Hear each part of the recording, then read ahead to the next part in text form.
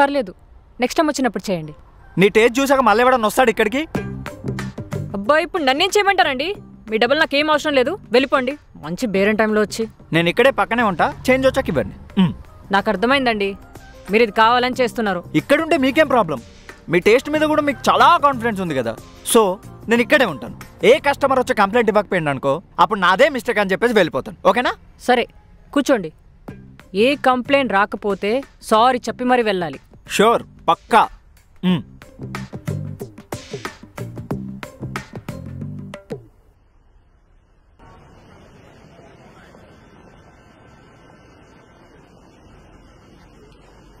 పార్సలా? మిర్చి బజ్జీ, ఆలూ బజ్జీ 70 రూపీస్ అయింది.